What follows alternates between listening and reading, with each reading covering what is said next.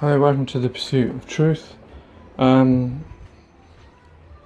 just wanted to talk about a new thing. I have remembered that thing, and it's not the speech I was going to play you. I was still going to play you that later. That's the Bill Gates one on Sky News. But I wanted to play you this that I was sent. It was about the wind rush generation. I'm new to the story. I didn't know about it, but it's to do with the Caribbeans that came over, I think it was in the 40s, to help build the UK. I assume it's NHS and things like that. They came as British citizens because I assume they were part of the Commonwealth, but they weren't ever granted citizenship, i.e. passports, I assume.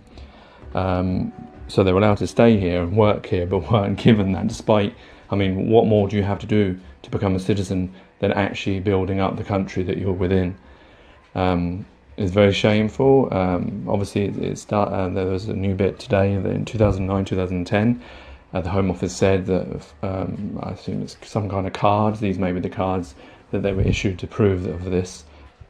Because that's the whole problem, that obviously the Home Office, if anyone's ever done visa applications or stuff like that, or you have to jump through so many hoops and pay so much money for them to do admin, like 3,000 or 5,000 just to fill out some paperwork, and they repeat the same questions. They make it as difficult as possible and ask you to prove yourself, who you are, like from years ago. And so obviously they wanted proof of this, because any Caribbean could have come, and may not be these specific ones. But they, in 2009, 2010, Home Office destroyed loads of these cards. Obviously, why did they do that? Come on. I know they're going to... Amber Rudd, the current Home Secretary. Theresa May was the Home Secretary in 2010. It was Labour before that. Which she tried to tell them it was Labour that did it. But actually, according to the Home Office, 2009 and 2010, when she was in office, she had probably claimed that she was just following the previous government, which they tend to do. So maybe that is true. But the very fact is that why was this done?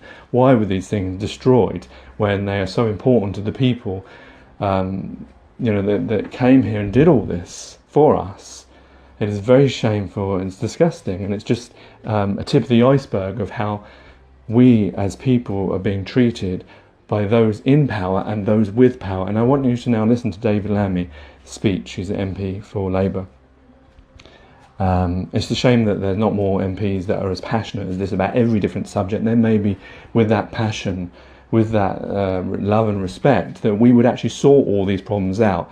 And I know that it could just be a politician who's just talking about these things and nothing will get done. But you can tell by his passion that this shows that, and his speech and his anger, it is something that he believes in. And it's unfortunate that when you listen to the rest of the politicians, you don't hear that. Well, we should be hearing that from every single one of them, because we do not live in a utopia. We do not live in the perfect world. There is lots of people, even in this 7th or 6th richest country on the planet, that are suffering, and it shouldn't be like that in this day and age. Anyway, enough of my rant. Here's David Lammy, and hopefully I have a response from Amber Rudd afterwards.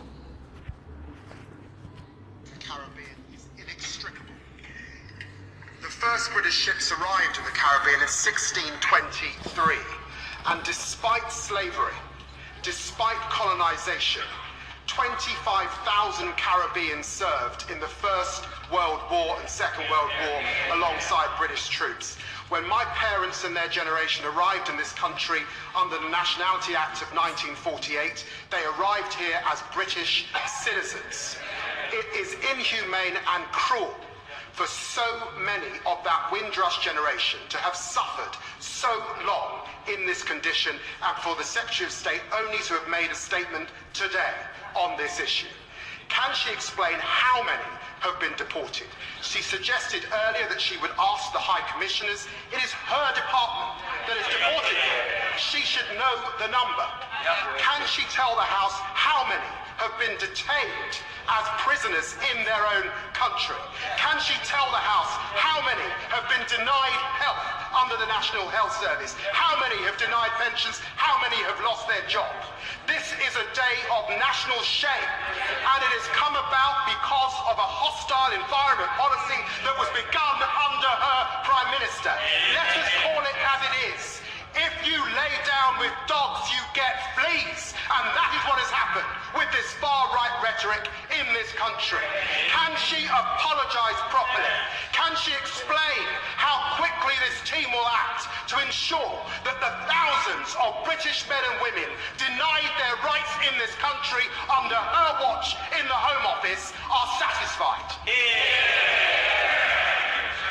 Mr. Speaker, I share the Honourable Gentleman's admiration for the people who came here from the Caribbean and contributed so much to our society in many, many different ways, and that admiration remains in place. I am concerned that the Home Office has become too concerned. Sorry, I just want to get... I can't let that go. This admiration is still in place. What do you mean this admiration is still in place? You destroyed all their documents. Some people have left jobs. Some people have actually been deported. What admiration is that? It's just words. With policy and strategy, and sometimes lose sight of the individual. And this is about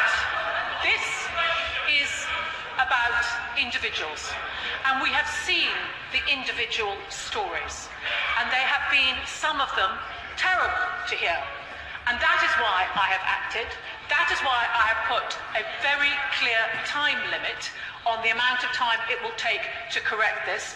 That is why I am so committed to ensuring that there is no cost involved.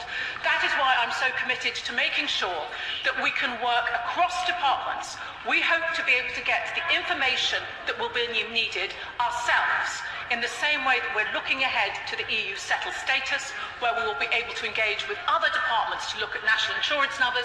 We will share, we will lead on finding the responsibility, finding the evidence, so we can get the documents for the people who need it.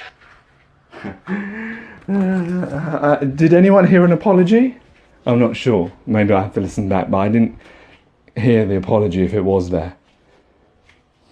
And I love how she said this is about individuals, as if it's something unique. Every single thing is about individuals. We are all individuals. What else could it be about? It's just a way of deflecting, a way of making out that, you know, you care about these people, the admiration that is still there. What admiration is still there? They were sent out of this country. They've been treated like...